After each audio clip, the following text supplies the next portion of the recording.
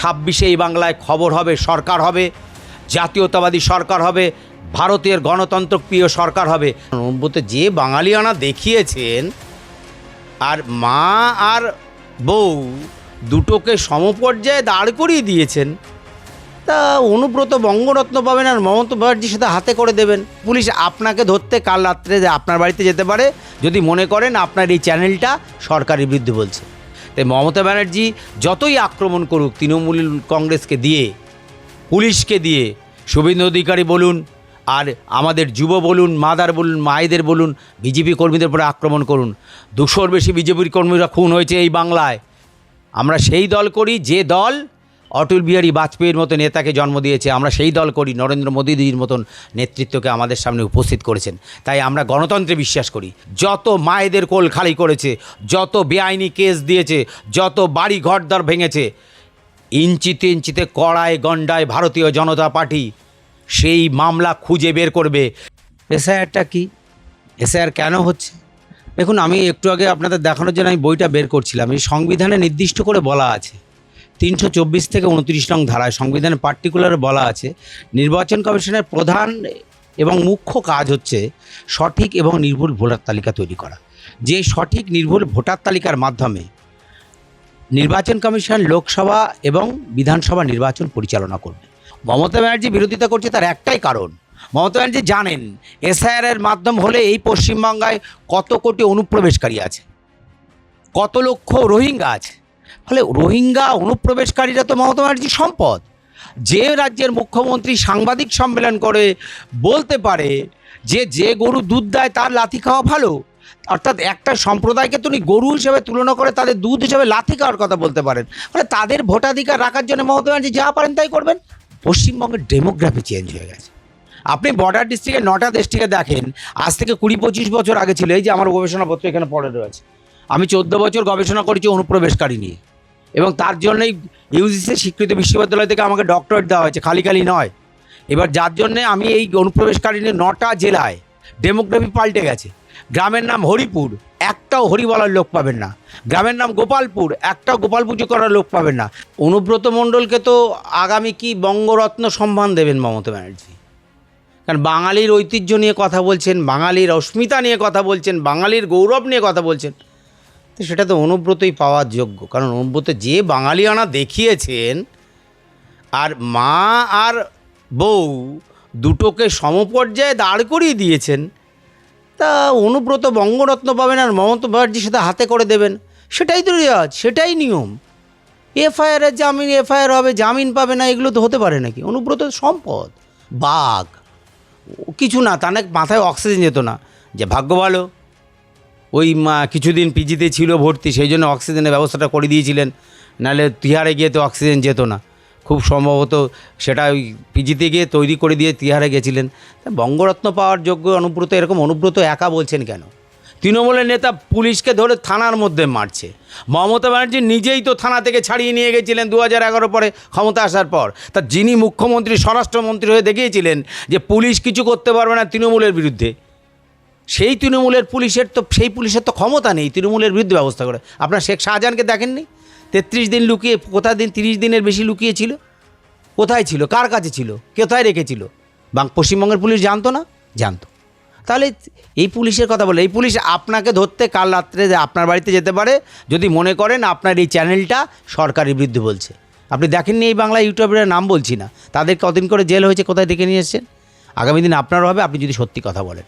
তো এই বাংলায় তো একটাই পোস্ট, আর সব ল্যাম্প পোস্ট, আর একটাই পুলিশ, সেটা হচ্ছে মমতা ব্যানার্জি যেটা বলবে তাই। আমার সর্বশেষ প্রশ্ন, কিছুদিন আগে দলের বিরোধী দলনেতা শুভেন্দু অধিকারী তিনি কোচবিহার যাচ্ছিলেন এবং তার উপর যে আক্রমণ হয়েছে, সেই ক্ষেত্রে সাধারণ মানুষের, উনি বিরোধী দলনেতা হয়ে যদি তার উপরে এরকম আক্রমণ হয়, সাধারণ মানুষের নিরাপত্তা? দেখুন, বিরোধী দলের নেতা আমরা অনেকে মনে করি, কিন্তু বিরোধী দলের নেতা কিন্তু বিরোধী দলের নেতা বললে নয়, বিরোধী দলের নেতা কিন্তু একটা সাংবিধানিক পোস্ট। আপনাকে স্বীকৃতি দিয়েছে ভারতবর্ষের সংসদীয় গণতান্ত্রিক ব্যবস্থায়। ভারতবর্ষ বিশ্বের বৃহত্তম উদারনৈতিক গণতান্ত্রিক দেশ, আর এই দেশের সংসদীয় গণতান্ত্রিক ব্যবস্থায় আপনাকে নির্দেশ করে দিয়েছেন যে সাংবিধানের মাধ্যমে যিনি নির্বাচনে জয়ী হবেন তিনি হবেন প্রধান, এবং তার বিরুদ্ধে যিনি থাকবেন তিনি বিরোধী দলের নেতা এবং সাংবিধানিক পোস্ট। তাহলে সাংবিধানিক পোস্টের একজন যার ক্যাবিনেট মন্ত্রী র্যাঙ্ক, তিনি যখন একটা রাজনৈতিক কর্মকাণ্ডে যাচ্ছেন, শুধু তাই নয়, তিনি জেড ক্যাটাগরি নিরাপত্তা পান, সে যখন যাচ্ছেন তার উপর আক্রমণ কারা করেছিলেন আপনার ভিডিওগুলো দেখুন না। একেবারে লুঙ্গি পরে মাথায় ফেস টুপি পরে এসে রাস্তার পরে আক্রমণ করেছিলেন। কজনকে ধরেছেন? ভিডিও ফুটেজ দেখা গেছে। মমতা ব্যানার্জি ভাবছেন কি? মমতা ব্যানার্জির পরে আক্রমণ হয়েছিল, মমতা ব্যানার্জি তখন কি করেছিলেন? মমতা ব্যানার্জিদের সিঙ্গুর থেকে রাতের বেলা বের করে দিয়েছিলেন, তার পরের দিন কী হয়েছিল আমরা বিধানসভায় দেখেছিলাম। শুভেন্দু অধিকারের পরে হয়েছে, ধন্যবাদ দিন বিজেপিকে। বিজেপির বিধায়করা এখনও বিধানসভায় একটা চেয়ার টেবিল ভাঙচুর করেনি। ধন্যবাদ দিন বিজেপিকে, পশ্চিমবঙ্গের বাস জ্বালায়নি। ধন্যবাদ দিন বিজেপিকে, পশ্চিমবঙ্গের ট্রেনে পাথর ছোড়েনি। কারণ আমরা সেই দল করি, আমরা সেই দল করি যে দল অটল বিহারী বাজপেয়ীর মতো নেতাকে জন্ম দিয়েছে। আমরা সেই দল করি, নরেন্দ্র মোদীজির মতন নেতৃত্বকে আমাদের সামনে উপস্থিত করেছেন। তাই আমরা গণতন্ত্রে বিশ্বাস করি। তাই মমতা ব্যানার্জি যতই আক্রমণ করুক তৃণমূল কংগ্রেসকে দিয়ে, পুলিশকে দিয়ে, শুভেন্দু অধিকারী বলুন আর আমাদের যুব বলুন, মাদার বলুন, মায়েদের বলুন, বিজেপি কর্মীদের উপরে আক্রমণ করুন। 200-র বেশি বিজেপির কর্মীরা খুন হয়েছে এই বাংলায়। 21 সালের পর থেকে শুরু করে 54 জন শুধু পঞ্চায়েতের পর থেকে খুন হয়েছে এই বাংলায়। এখনও বিজেপি শেষ হয়ে যায়নি, প্রতিদিন মারছে, রক্তবীজের মতন বাড়ছে। এবং বিজেপি জানে আমরা কোনোটাই লড়াইয়ের বদলা লড়াই করব না, কিন্তু বিজেপি আর সেই বিজেপি নেই। বারাসাতে প্রমাণ করে দেখিয়ে দিয়েছে। কুচবিহারে আগের দিন দিয়েছে, বারাসাতে শুধু ট্রেলার দেখিয়েছি। আমি তো বারাসাতে বিভিন্ন প্রোগ্রামে বলেছি ট্রেলার দেখিয়েছি। বারাসাতে যদি এরকম করে আমরা যেমন জবাব দেব, এই বাংলায় ওরকম করলে জবাব দেব। শুধু আমাদের উচ্চ নেতৃত্ব আমাদেরকে ছাড় দিক, বলুক জোরা যে ভাষায় বসে সেই ভাষায় কথা বলতে হবে, আমরাও দেখিয়ে দেবো এই বাংলায়। কোনো রকমভাবে 1 ইঞ্চিও ছাড় নেই। ও জিহাদি আসুক আর অনুপ্রবেশকারী আসুক, এই বাংলায় আমরা পাই টু পাই বদলা নেব। এবং 26-এ এই বাংলায় খবর হবে, সরকার হবে, জাতীয়তাবাদী সরকার হবে, ভারতের গণতন্ত্রপ্রিয় সরকার হবে, মানুষের আশা আকাঙ্ক্ষার সরকার হবে। এবং যত অত্যাচার করেছে, যত মায়েদের কোল খালি করেছে, যত বেআইনি কেস দিয়েছে, যত বাড়ি ঘরদর ভেঙেছে, ইঞ্চিতে ইঞ্চিতে কড়ায় গণ্ডায় ভারতীয় জনতা পার্টি সেই মামলা খুঁজে বের করবে।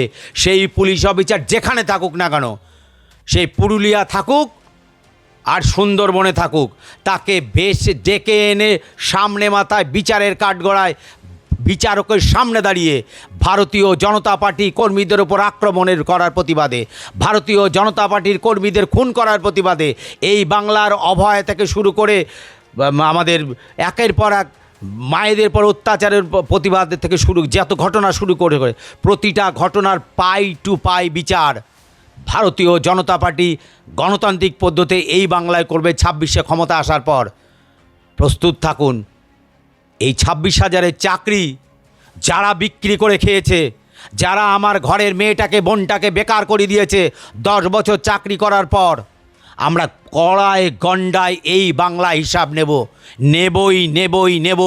আমরা ভারত মাতার সুপুত্র হলে এই বাংলা এদের কাছে বুঝিয়ে দেব যে ভারতীয় জনতা পার্টি শুধুমাত্র রাজনৈতিক দল নয়, একটা আদর্শ, একটা নীতি, একটা জাতীয়তাবাদ, যার কোনো শেষ নেই, যার লড়াই ভারতবর্ষকে রক্ষা করার জন্য আমৃত্যুকাল পর্যন্ত প্রতিটা কর্মী চলবে, জীবনের শেষ রক্তবিন্দু দিয়ে চলবে।